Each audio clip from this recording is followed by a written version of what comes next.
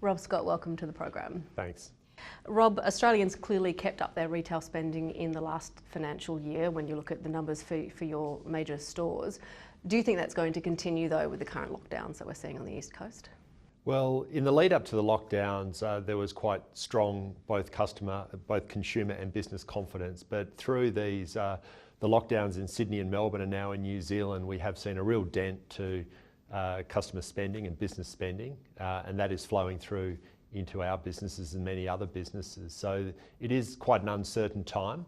It's hard to predict what's going to happen in the coming months. If we look forward to Christmas, I think we can see a path to reopening as we get towards the 70% and beyond vaccination rates, but the next few months will be very challenging. On vaccination rates, you launched a vaccination hub at your Bunnings stores in Sydney this week. How's the uptake been for that so far? It's been pretty good. So we have started off with some pilot programs at our Kingsgrove store in Bunnings in Sydney, and we've opened that up to all Wesfarmers team members across all of our businesses in Sydney, but also to tradies. That is a really important segment. It's a segment of people that do travel around the community, and we really need to help them get vaccinated. So there's been good take up, but it's still early days, and if there is good support there, then we'll look to roll that out more broadly.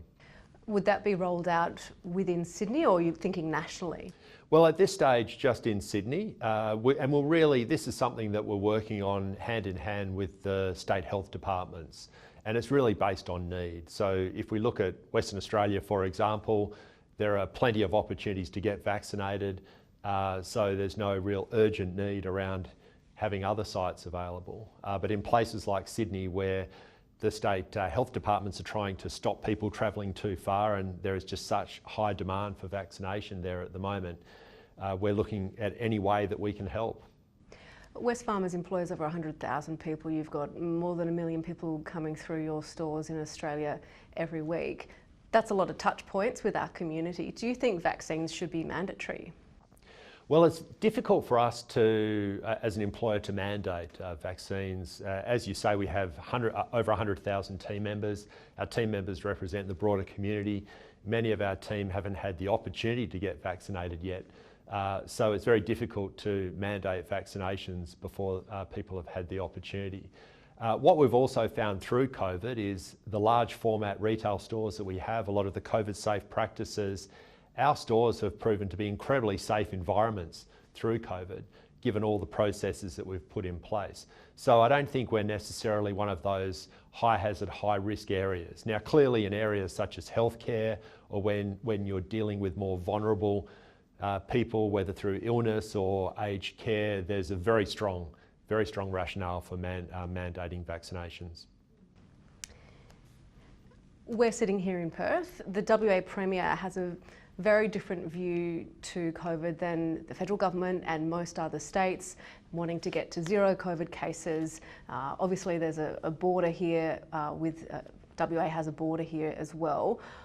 What's your view on COVID zero and state borders? Well, I think it's important to recognise that WA is in a very different situation to the East Coast. We've been very fortunate in WA to keep COVID out through very tough border measures, and it's been easier to do that in WA by virtue of our isolation. Sydney and Melbourne are very large population bases. They are high population density. They are big cities by international standards with so much interconnectivity and so many different touch points. I think it's virtually, from all the health advice that we have heard, it's virtually impossible to get the Delta variant out of those large population centres. So we really do need to plot a path forward for getting vaccination rates up and then finding a way to restore freedoms in a safer possible way.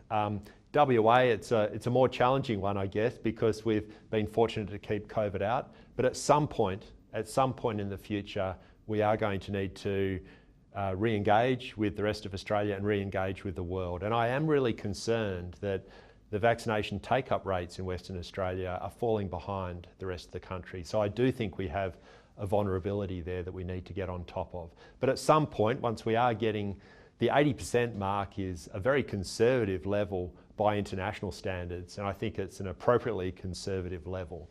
But I think once we get to that level, as a nation, there should be ways in which we can restore some of the freedoms without compromising the health outcomes. It must be frustrating running a massive company and you're isolated. You can't go into your offices that are in other states or overseas.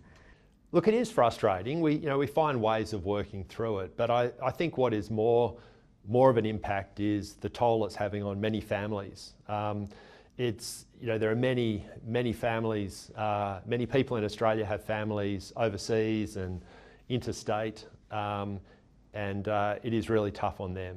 And look, I think we all appreciate at the moment when the vaccination levels are so low, we need to take a very cautious and conservative approach. But once again, when we get to a certain level of vaccination rates, we really do need to adopt more of a risk-based approach and hopefully allow some more freedom for those that have been vaccinated. How many staff have you had to stand down now that you've got store closures in New South Wales and Victoria? Well, there's a combination. We've had to at the moment in Sydney and Victoria, we have about 2,500 team members that are required to isolate. And if I take Bunnings, for example, over the last 2 months, we've had over 8,000 team members. And then obviously with some of the stores that aren't able to be open, there isn't meaningful work available for some of our teams. But fortunately, we have had the opportunity to do click and collect, which is creating jobs. So what we've done is we have made a commitment to all of our team members, if they are required to isolate or if there's no meaningful work available, then we will continue to pay them through to the end of this calendar year. And look, there's various reasons for that, but a big part of it is that it's our team that has helped us deliver such a phenomenal result over the last year.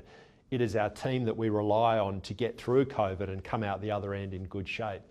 And we can just see firsthand the incredibly difficult toll that extended lockdowns are having on our team members and our family and their families. So this is, I guess, an element of Wesfarmers stimulus in the economy that we think is desperately required at the moment.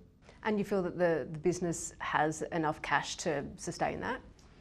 We think we do. We have a very strong balance sheet. We deliberately adopt a conservative balance sheet to help us both invest for the future and weather the difficult times that come along from time to time. So we're in relatively good shape. We also are confident that the challenges with the current lockdowns will pass. Our businesses are in good shape. We're really supportive of the national plan for reopening, a progressive reopening once we get to the 70% vaccination levels.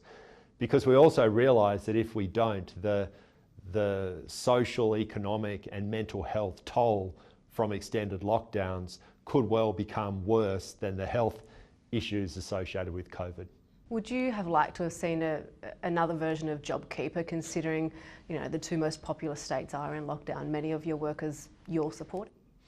Well, it's a challenging issue because obviously the government has already, both the federal government and the state governments have already given enormous amounts of stimulus. But it's a good point you raise that this is in many ways the toughest moment of lockdown in Australia. I think it's something that the government should monitor closely in the weeks ahead.